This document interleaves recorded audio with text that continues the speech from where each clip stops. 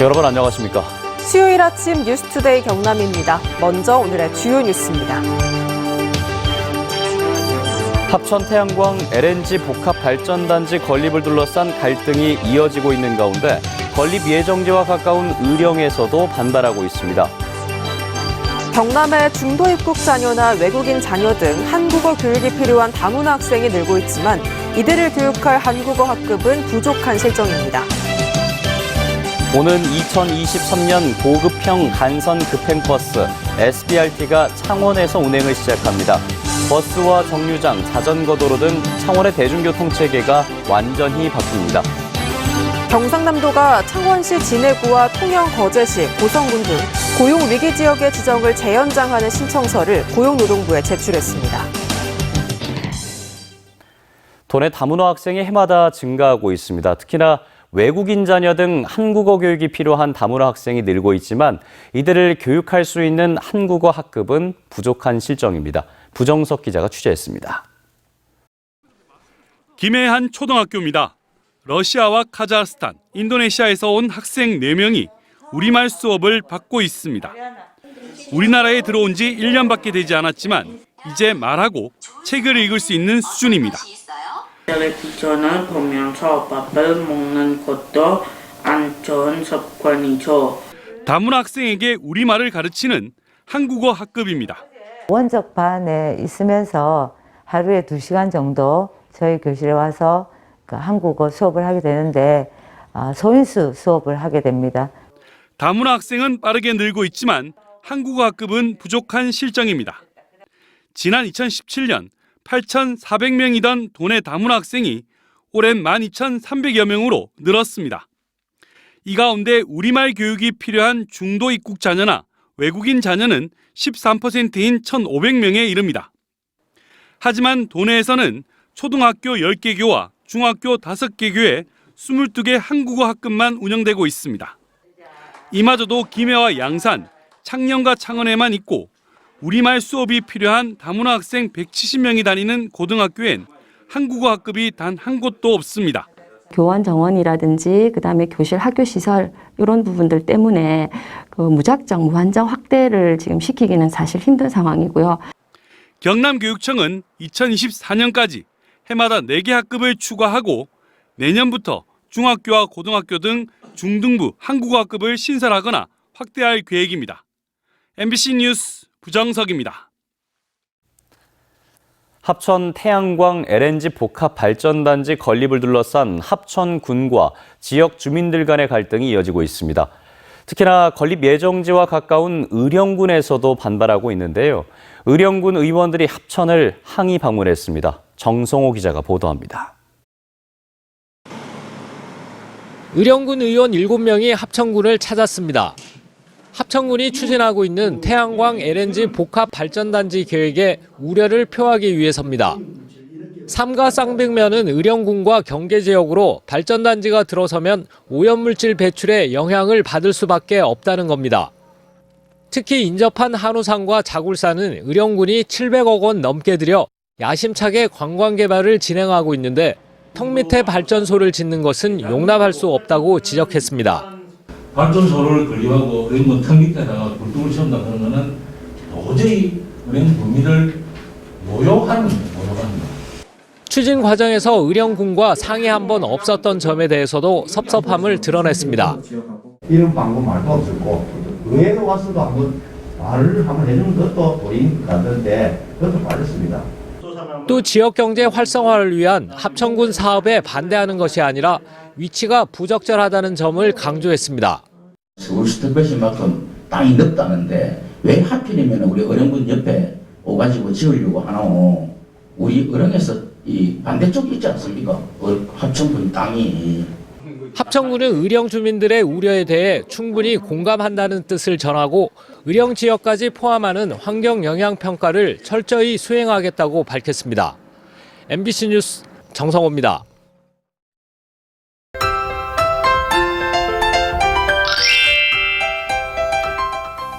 오늘도 내륙 지역을 중심으로 짙은 안개가 낀 곳이 있습니다. 아침까지 진주, 함안을 포함한 내륙 지역에는 가시거리 200m 내외의 안개가 끼겠는데요. 강이나 호수에 인접한 도로는 안개가 더 짙게 끼면서 가시거리가 급변하는 곳도 있겠습니다. 적당한 차간 거리를 유지하며 안전운전 해주시길 바랍니다. 아침 기온이 점점 떨어지고 있습니다. 오늘 아침은 어제보다 더 쌀쌀합니다. 특히 경남 서부 내륙은 서리가 내리는 곳이 있어 농작물 냉해 피해 없도록 유의해 주시길 바랍니다. 오늘 진주의 아침 기온은 3도, 함안은 2도까지 떨어졌고요. 한낮 기온은 20도 안팎까지 오르면서 일교차가 매우 크게 나겠습니다. 오늘 고기압 가장자리에 들면서 맑은 하늘 보실 수 있겠습니다. 우리 지역의 미세먼지 농도는 대체로 보통 수준을 나타내겠습니다. 오늘 대부분 지역 일교차가 15도 내외로 매우 크게 납니다. 현재 기온 보시면 함안 8도, 김해도 8도, 밀양은 5도에서 시작하고요. 한낮 기온은 창원 19도, 양산은 21도까지 오르겠습니다. 거창의 아침 기온 2도, 산청은 3도를 보이며 춥습니다. 한낮 기온은 거창 18도, 합천은 19도까지 오르겠습니다.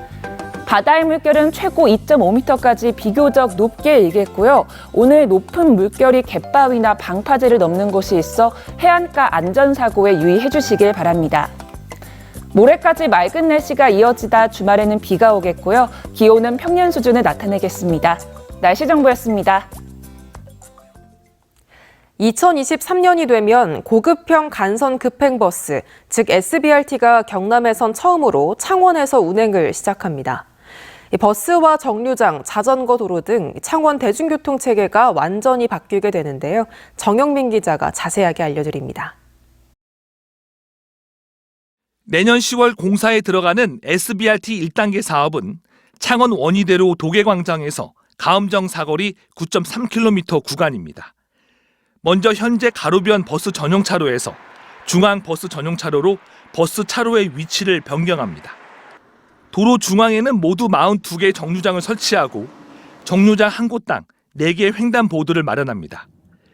정류장에는 미세먼지를 제어하고 버스 정보, 요금 결제가 포함된 스마트 지능형 시스템을 도입합니다. 기존에 사용하던 버스 정류장 42곳은 기업체 통근버스나 택시 승강장, 시민 쉼터 등으로 활용될 예정입니다. 슈퍼 BRT가 들어와서 슈퍼 BRT를 중심으로 간선 교통 체계가 만들어지고 그렇게 해서 대중교통 중심으로 갈 수 있는 저는 좋은 기회다. 투입 차량은 굴절버스.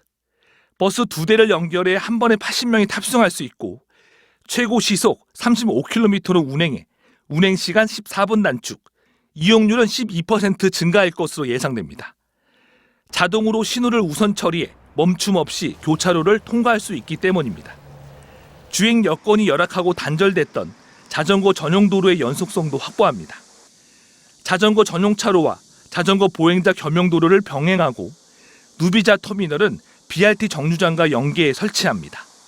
자전거 도로가 도로 쪽에 편입돼 있건 인도 쪽에 편입돼 있건 연속성만 확보가 된다 그러면 그 자전거 도로는 이용률이 다시 올라갈 수가 있는데 창원형 SBRT의 상징성을 높이기 위해 창원시는 고유 브랜드를 만들어 적용하고 운영과 통제 시스템을 갖춘 운영센터도 설치하기로 했습니다.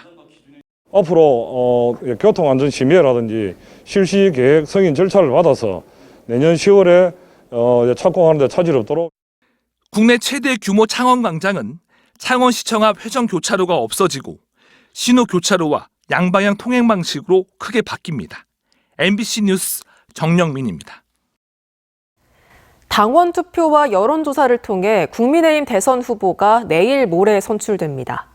또 진보당 김재현 대선 후보가 사흘간의 일정으로 경남을 찾아 경남형 공약을 발표하는 등 본격 대선 행보에 나섭니다. 정가 소식 서창우 기자입니다. 국민의힘이 대선 후보 선출을 위한 국민 여론조사를 오늘과 내일 이틀 동안 진행합니다. 여론조사 문항은 4명의 경선 후보 가운데 민주당 이재명 후보를 이길 후보가 누구인지 묻고 무응답일 경우 한 번 더 묻는 방식입니다. 당원 투표와 여론조사를 각각 50%씩 합산해 모레인 5일 전당대회에서 최종 대선 후보를 선출합니다. 진보당 김재현 대선 후보가 오늘부터 사흘간 일정으로 경남을 방문합니다. 김 후보는 국립 3.15 민주묘지를 찾아 참배하고 STX 엔진 지회, 일회 CS 지회 등을 찾아 간담회를 연 뒤 농민위원회 창립대회에 참석할 예정입니다. 또 창원 무상버스와 청년 일자리와 관련한 공약도 발표합니다. 미동철 국회의원이 민주당 이재명 대선 후보의 정책비전위원회와 통일국방안보위원회 위원장을 맡았습니다. 김두관 국회의원은 공동선대위원장과 균형발전위원장에 선임됐습니다. 또 마산 출신으로 이낙연 캠프 선대위원장을 지낸 서른 국회의원도 이재명 대선 후보의 공동선대위원장을 맡는 등 사실상 당내 원팀 구성을 마무리했습니다. MBC 뉴스 서창호입니다. 투데이 경남 순서입니다. 고령 친화도시 특화 사업 시니어가 군민에게 2가 오늘 오후 4시 고성군 선안 이웃지역 아동센터에서 열립니다. 진주시 산업단지 재생추진협의회가 오늘 오전 10시 진주 지식산업센터에서 열립니다. 그린로드 대장정 보고회는 오늘 오후 2시 통영교육지원청 온누리홀에서 진행됩니다. 산불 감시 인력 발대식은 오늘 오전 10시 하동군청 대회의실에서 열립니다. 항일운동가 괴암 김주석 서훈 3주년 기념행사가 오늘 오후 3시 창원 3.15 아트센터 국제회의장에서 거행됩니다. 경상남도와 도교육청 등 도내 13개 주요 기관에 대한 경남도의회 행정사무감사가 오늘부터 16일까지 열립니다. 행정사무감사 첫날인 오늘은 경상남도 서울세종본부와 창원 의령교육지원청, 하동 세계차 엑스포 조직위원회 등에 대한 현지 감사를 진행합니다. 경상남도가 내년 예산 11조 3,302억 원을 편성해서 도의회에 제출했습니다. 올해 당초 예산 10조 6,200억 원보다 6.7%인 7천억 원이 늘어난 것으로 경남 미래 먹거리 산업 지원 2,663억 원 등 경제 역동성 회복과 포용적 사회 안전망 강화에 중점을 뒀다고 경상남도는 밝혔습니다. 한편 경남교육청은 올해 당초 예산 5조 2,244억 원보다 15.8% 증가한 6조 495억 원을 편성해서 제출했습니다. 경상남도가 올해 말에 종료되는 창원시 진해구와 통영시, 거제시, 고성군 도내 4개 고용위기 지역의 지정을 재연장하는 신청서를 지난달 29일 고용노동부에 제출했다고 밝혔습니다.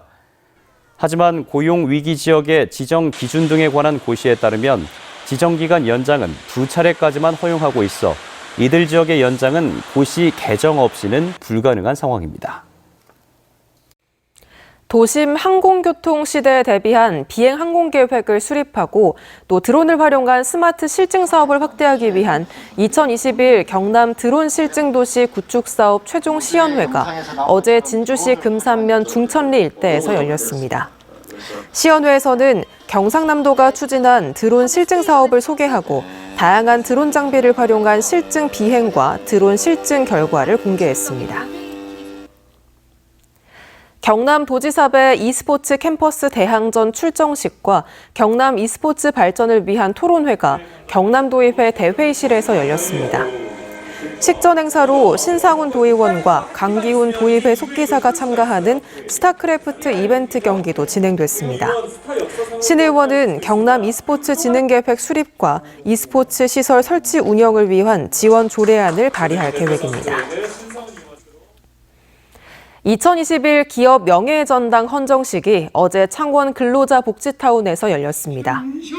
창원시 기업사랑 공적심사위원회를 통해 올해 최고 경영인에 작년 수출액 2,300만 달러를 달성한 주식회사 경한코리아 이상현 대표가 선정됐고 올해 최고 노동인에는 28년 동안 자동차 정비와 기술 개발 분야에 종사하고 있는 주식회사 기아의 박태우 기술선임이 헌정됐습니다. 경상남도 시장군수협의회 제85차 정기회의가 어제 마산 로봇랜드 컨벤션 센터에서 열렸습니다.